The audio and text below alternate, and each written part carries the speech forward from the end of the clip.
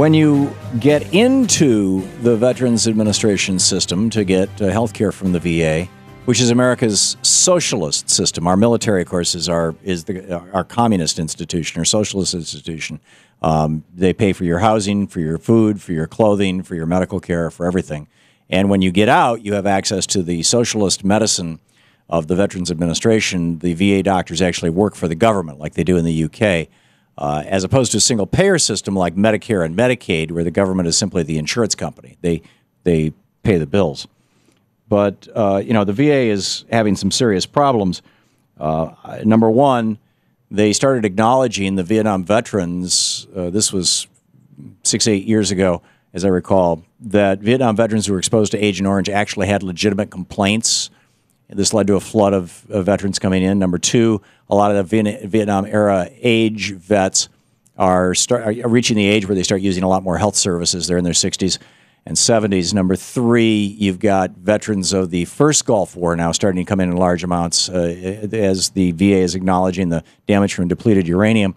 And number four, George W. Bush declared 2 wars and generated a couple 100,000 more vets without appropriating any funds to expand the VA. In fact, there have been 7 pieces of legislation in the last 6 years during the Obama administration to expand the Veterans Administration, provide more funding, and Republicans have filibustered every single one in the United States Senate. So we've got a bit of a problem. But, does that mean that we should nuke it? Lucy Caldwell is a communications director with the Goldwater Institute, goldwaterinstitute.org. And Lucy, do I have this right that you think that the problems that the VA is experiencing actually I didn't outline the problem. The problem is that we've got 57,000, I think was the number, vets standing in line waiting to get in and have service who've been waiting for more than 90 days. That problem is the reason why we shouldn't have Obamacare? That's absolutely not what I think at all. I think that the problems that we're seeing in the VA are problems that we will soon see in Obamacare, and that's because of a central provision of Obamacare called the Independent Payment Advisory Board. This is a board that we're in court today in the Ninth Circuit taking on because we think it not only violates the federal Constitution, it's going to provide very bad health outcomes for millions of Americans on Medicare or even on private insurance. Well, as you know, I'm sure every single private insurance company has a similar board. Are you suing them? Well, Tom, people, even under Obamacare, do have a little bit of ability to choose what insurance companies they contract with, and they can certainly choose to leave an insurance company if they don't get the services they need.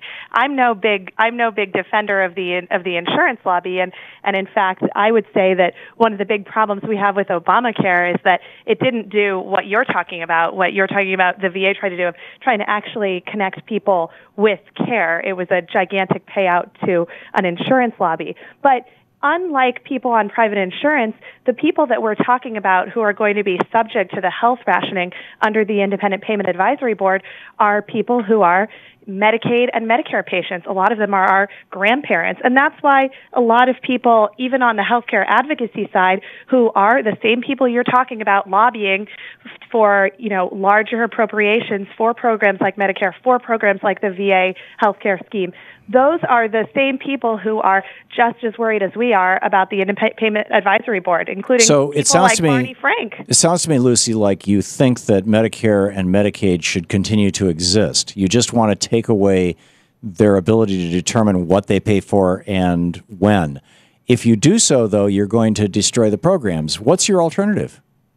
Well, unfortunately, you're right. There's at the crux of Obamacare is the need to keep costs down, and that makes sense. But the Independent Payment Advisory Board is not the right way to go about it. It's a 15-member board that is not accountable to congressional approval. It's not subject to judicial review. And every year they're going to get together and they're going to determine which services to provide and not which services to provide, but what the cost will be of these services.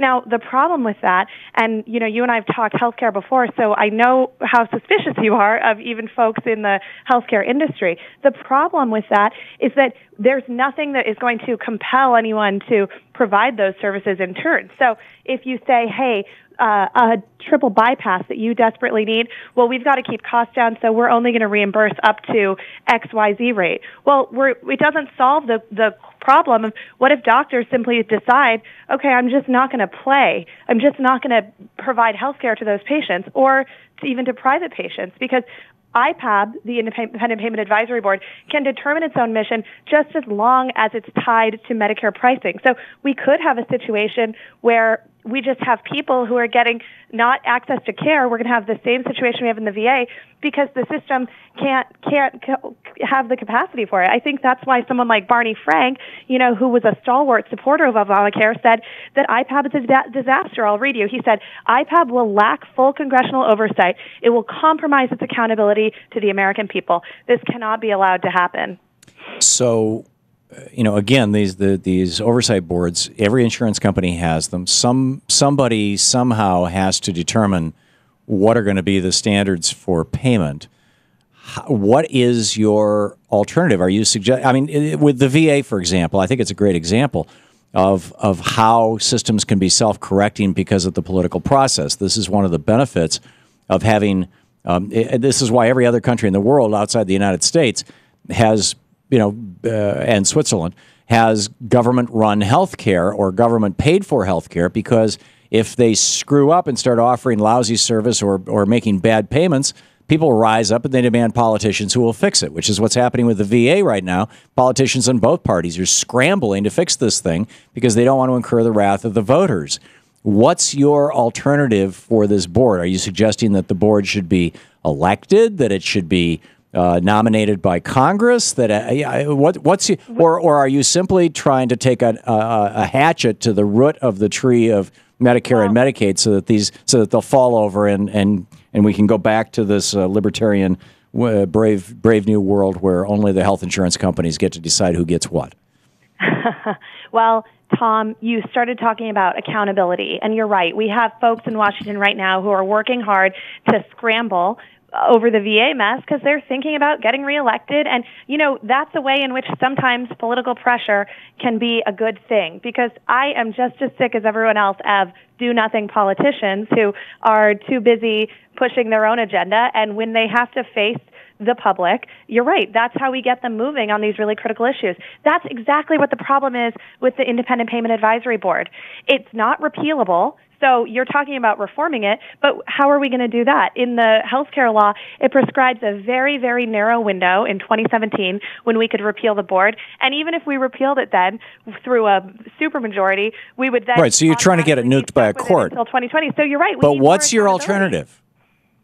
Well, the alternative is a scheme where these decisions about price rationing are occurring in the light of day. They're being fully vetted by the American people. They're being overseen by Congress. So you want Congress to do this job? You think Congress is better at doing something than a group of 17 experts? Well, Congress can't even get their shoelaces tied.